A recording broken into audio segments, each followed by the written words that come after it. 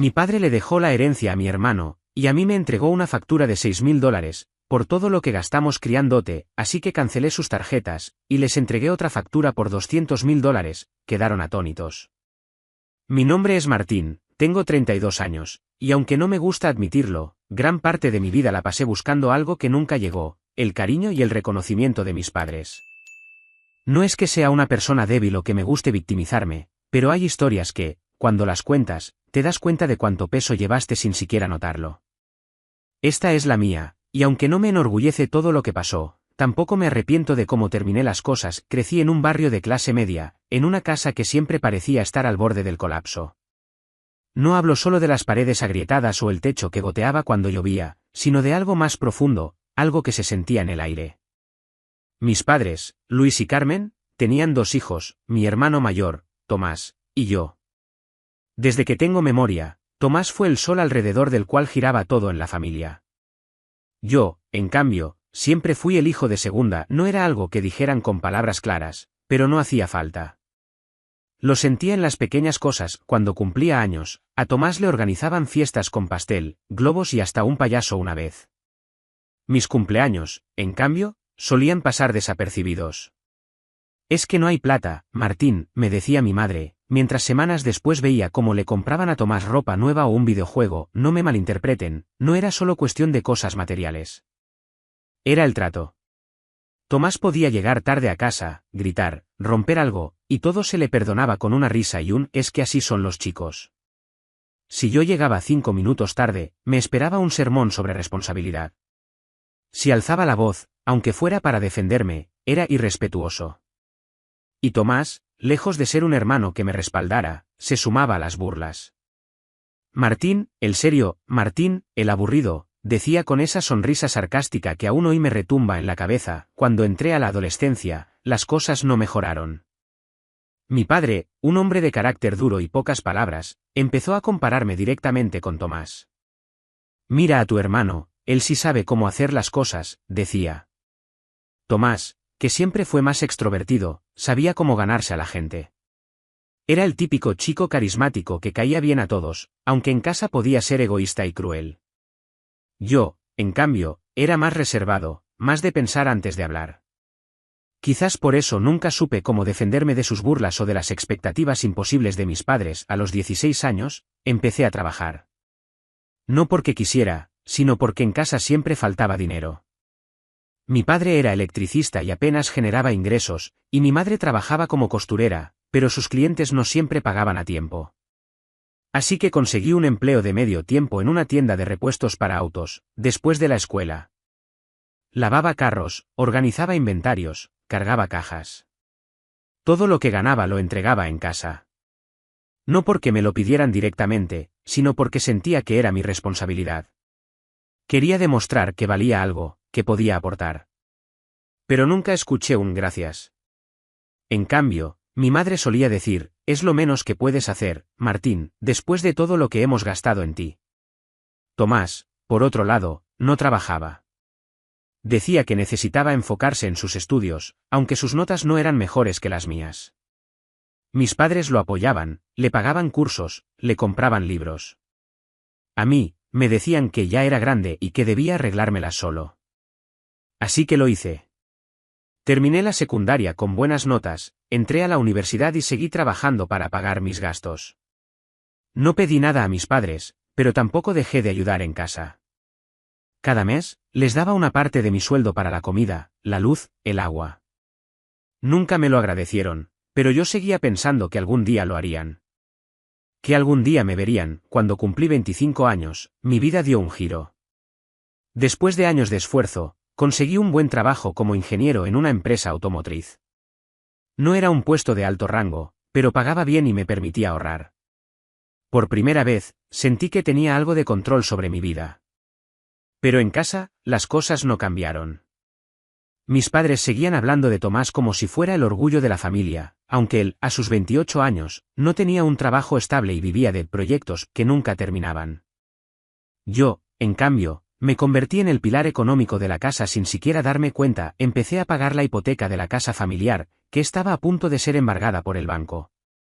Mis padres habían acumulado deudas durante años, y el banco ya les había enviado varias notificaciones.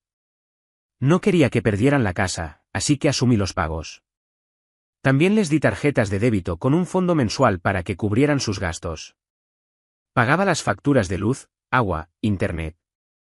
Compraba comida, electrodomésticos cuando se rompían, y hasta arreglé el viejo auto de mi padre, un cacharro que apenas funcionaba.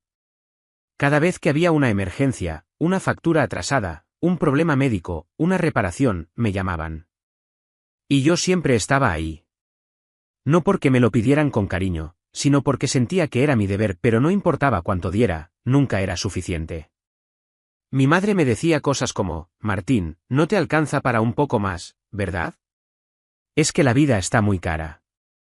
Mi padre, por su parte, apenas hablaba conmigo, salvo para pedirme algo o para criticarme. Si tuvieras el empuje de tu hermano, ya estarías más lejos, me dijo una vez. No importaba que yo tuviera un trabajo estable, un sueldo decente y que prácticamente mantenía la casa. En sus ojos, yo siempre era menos Tomás, mientras tanto, seguía siendo el favorito. Vivía en la casa familiar, sin pagar un centavo de renta, comiendo de lo que yo compraba, usando el internet que yo pagaba. A veces, incluso me pedía prestado dinero que nunca devolvía. Un día, mis padres habían organizado una cena familiar. No era algo común, así que cuando mi madre me llamó para invitarme, sentí una mezcla de curiosidad y esperanza. Pensé que tal vez, por fin, querían reconocerme. Que tal vez esta cena era una forma de acercarnos, de sanar las cosas. Había pasado tanto tiempo ayudándolos, sacrificando mis propios planes, que una parte de mí aún creía que podían cambiar. Llegué a la casa a las 7 en punto, con una botella de vino y una tarta que compré de camino. La mesa estaba puesta, algo que no veía desde hacía años. Mi madre estaba en la cocina, terminando de preparar un asado. Mi padre estaba sentado en el sillón, mirando televisión. Tomás, como siempre, estaba en su cuarto, probablemente en su celular. Todo parecía normal, pero había algo en el aire que no me gustaba. Una tensión que no podía explicar. La cena empezó como cualquier otra. Hablamos de cosas triviales, el clima, el trabajo de mi padre, los proyectos de Tomás. Yo apenas hablaba, porque cada vez que intentaba contar algo sobre mi vida, mi madre cambiaba de tema o mi padre hacía algún comentario cortante.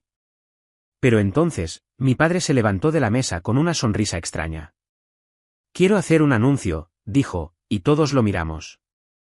Explicó que había estado pensando en su legado, en lo que dejaría cuando ya no estuviera. Dijo que había actualizado su testamento y que quería repartir simbólicamente sus bienes esa noche, para que todos supiéramos cómo serían las cosas. Mi corazón dio un salto.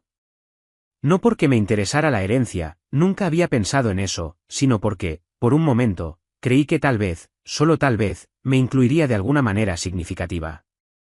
Se acercó a Tomás, que estaba sentado a su derecha, y le entregó un sobre.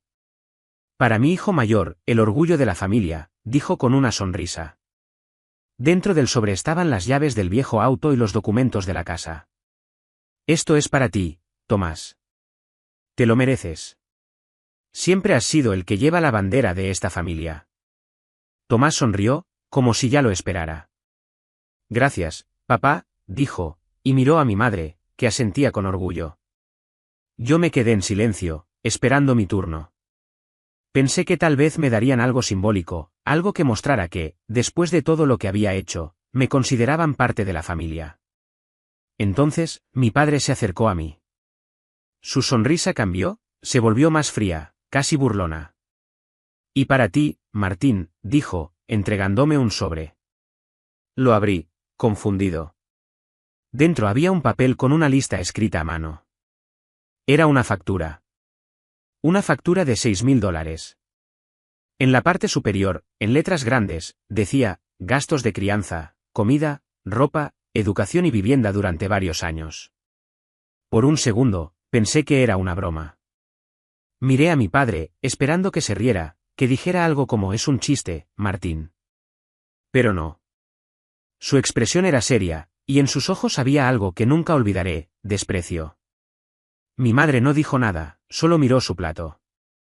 Y entonces, Tomás soltó una carcajada. Eso es épico, papá, dijo, golpeando la mesa. Una factura. Jajaja, Martín, ahora sí te toca pagar. El silencio que siguió fue ensordecedor. Sentí un nudo en el pecho, como si alguien me hubiera golpeado.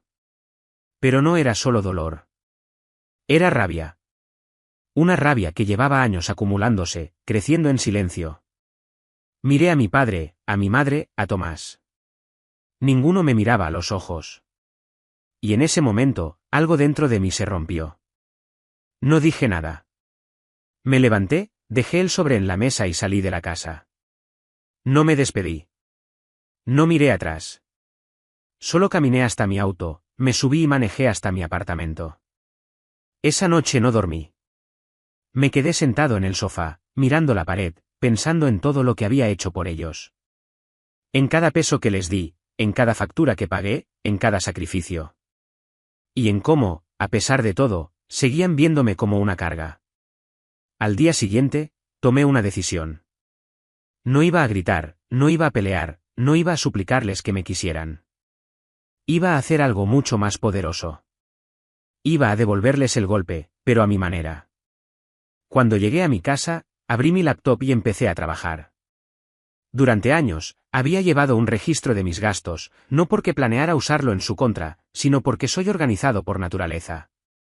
Como ingeniero, me gusta tener todo en orden, cada peso, cada factura.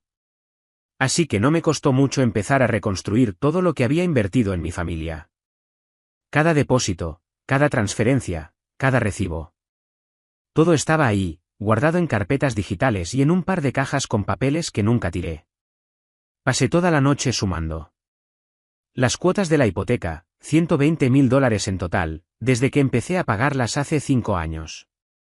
Las tarjetas de débito, $1.500 al mes, durante casi 6 años, lo que sumaba $108.000. Las reparaciones del auto, $12.000, incluyendo el motor, las llantas, los frenos y 1.000 cosas más. Las facturas de servicios, luz, agua, internet, teléfono, que pagué durante años, sumaban otros $30.000. Y luego estaban los extras, comida que compraba cuando mi madre decía que no tenían nada en la despensa, electrodomésticos que reemplacé cuando se rompían, medicinas para mi padre cuando tuvo problemas con la presión. Todo sumado, llegaba a una cifra que me dejó helado, $200.000.200.000. Ese era el precio de su deuda conmigo, según mis cálculos. Pero no era solo dinero. Era tiempo, esfuerzo, noches sin dormir, planes que nunca hice porque siempre ponía sus necesidades primero. Era el peso de una familia que nunca me vio como parte de ella, que me usó como una cuenta bancaria con patas. Cuando terminé de hacer la lista, ya estaba amaneciendo. Me sentí agotado, pero también extrañamente ligero. Por primera vez en años, tenía claridad. Sabía lo que iba a hacer. No iba a confrontarlos directamente, no iba a darles la satisfacción de verme enojado. Iba a devolverles la jugada, pero con la misma frialdad con la que ellos me entregaron esa factura de $6.000, lo primero que hice fue cancelar las tarjetas. Llamé al banco, hablé con un asesor y pedí que bloquearan las cuentas asociadas a las tarjetas que usaban mis padres. ¿Estás seguro?, me preguntó el asesor. Completamente, respondí. Luego, dejé de hacer el pago mensual de la hipoteca. No fue una decisión fácil, porque sabía lo que significaba, el banco no tardaría en reclamar la casa. Pero ya no podía seguir cargando con eso. No después de lo que habían hecho. Luego, me senté a redactar mi propia factura. La hice en un documento formal, con membrete, como si fuera una empresa. En la parte superior, escribí, factura por servicios prestados a la familia Sánchez. Luego, desglosé cada ítem, hipoteca, tarjetas, reparaciones, servicios, todo. Al final, puse el total, $200.000. No esperaba que me pagaran, por supuesto. No era sobre el dinero. Era sobre hacerles ver, de una vez por todas, lo que habían ignorado durante años. Imprimí la factura, la metí en un sobre y la envié por correo certificado a la casa familiar. No puse ninguna nota, ninguna explicación. Solo la factura. Quería que la vieran, que la leyeran, que sintieran el mismo golpe que yo sentí cuando me entregaron la suya. 2 días después, mi teléfono empezó a sonar. Era mi madre. No contesté. Luego llamó mi padre. Ignoré la llamada. Finalmente, recibí un mensaje de texto de Tomás. ¿Qué te pasa, Martín? Esto no es chistoso. Ven a hablar como hombre. Sonreí al leerlo. Por primera vez, eran ellos los que estaban desesperados. Ellos los que no entendían qué estaba pasando. Esa noche, mi madre dejó un mensaje de voz. Su tono era una mezcla de furia y confusión. Martín, ¿qué es esto de la factura? ¿Cómo te atreves? La familia no se cobra. Eres un desagradecido, después de todo lo que hemos hecho por ti. Escuché el mensaje una vez y lo borré. No había nada que responder. Ellos habían trazado la línea, y yo simplemente la estaba siguiendo. Durante las semanas siguientes, las cosas se pusieron feas. Mi padre me llamó varias veces, gritándome que era un egoísta, que los estaba dejando en la calle. Mi madre me escribió mensajes largos, diciendo que estaba rompiendo la familia. Tomás, por su parte, intentó hacerse el conciliador, pero no pudo evitar soltar una de sus burlas. Qué dramático, Martín. Siempre tan sensible. Ninguno mencionó la factura de $6.000. Ninguno reconoció todo lo que había hecho por ellos. Solo hablaban de lo que ellos creían que les debía. Pasaron 3 meses desde que envié la factura, y la vida en la casa familiar se desmoronó más rápido de lo que imaginé. Sin mis pagos, mis padres no pudieron mantener la hipoteca, y el banco no tuvo piedad. Recibí un correo del abogado que manejaba el caso, informándome que la casa sería subastada. No me sorprendí, pero sí sentí un nudo en el estómago. Esa casa, a pesar de todo, había sido mi hogar. Había recuerdos buenos y malos entre esas paredes. Pero también sabía que no podía seguir cargándola sobre mis hombros. No después de lo que habían hecho. Mi madre intentó contactarme varias veces más. Sus mensajes pasaron de la furia a la súplica. Martín, por favor, habla con nosotros. No podemos perder la casa. ¿Qué vamos a hacer?, decía uno de sus últimos mensajes. No respondí. No porque quisiera ser cruel, sino porque ya no tenía nada que decir. Ellos habían elegido tratarme como un extraño, como una deuda. Ahora, que enfrentaran las consecuencias de sus decisiones. Tomás, por su parte, se volvió más agresivo. Me envió mensajes insultándome, diciendo que era un traidor, que cómo podía hacerle esto a nuestra familia. Pero su tono cambió cuando se dio cuenta de que la casa estaba perdida. Una vez, incluso, se presentó en mi apartamento sin avisar. Tocó el timbre como loco, y cuando abrí la puerta, lo vi ahí, con la misma cara de arrogancia que siempre había tenido, pero ahora con un toque de desesperación. Martín, tenemos que hablar, dijo, entrando sin esperar que lo invitara. Esto se te fue de las manos. ¿De verdad vas a dejar que nos quiten la casa por tu berrinche? No me moví de la puerta. ¿Berrinche?, repetí, mirándolo a los ojos. Tú estabas muy contento cuando papá me dio esa factura de $6.000. ¿Dónde estaba tu preocupación por la familia entonces? Se quedó callado por un momento, algo raro en él. Luego intentó cambiar de tema. Mira, vamos a arreglar esto. Puedes volver a pagar la hipoteca, hablar con el banco. Eres bueno con esas cosas. Podemos olvidarnos de todo esto. No, dije, simplemente. No voy a pagar nada más. Ya pagué suficiente. Intentó discutir, pero lo corté. Tomás, vete. No tengo nada más que hablar contigo. Cerré la puerta en su cara, y aunque escuché que seguía gritando desde el pasillo, no volví a abrir. Días después, supe que la casa fue subastada. Mis padres se mudaron a un pequeño apartamento alquilado, y Tomás tuvo que buscarse un trabajo por primera vez en su vida. No era el gran proyecto del que siempre hablaba, sino un empleo de medio tiempo en una tienda, algo que probablemente le dolía en el ego más que cualquier otra cosa. El auto, como ya mencioné, terminó siendo una carga más que un regalo. Nadie quiso comprarlo, y el taller donde lo dejaron empezó a cobrarles por almacenarlo. Mientras tanto, yo seguí adelante. Me enfoqué en mi trabajo, en mis amigos, en construir una vida que no girara alrededor de las expectativas de otros. Por primera vez, empecé a gastar dinero en mí mismo, un viaje corto a la playa, un curso de fotografía que siempre quise tomar, una bicicleta nueva para salir los fines de semana. Cosas pequeñas, pero que me hacían sentir vivo. Me di cuenta de que, durante años, había puesto a mi familia primero, sacrificando mis propios sueños para mantenerlos a flote.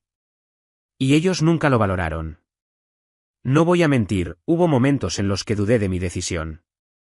Una noche, mirando una foto vieja de cuando era niño, sentí una punzada de nostalgia. Pensé en mi madre, en cómo solía cantarme cuando era pequeño, antes de que todo se volviera tan frío. Pensé en mi padre, en las pocas veces que me llevó al parque y me enseñó a andar en bicicleta. Pero luego recordaba la factura, las risas, las palabras de desprecio. Y sabía que había hecho lo correcto. Mi venganza no fue ruidosa ni dramática.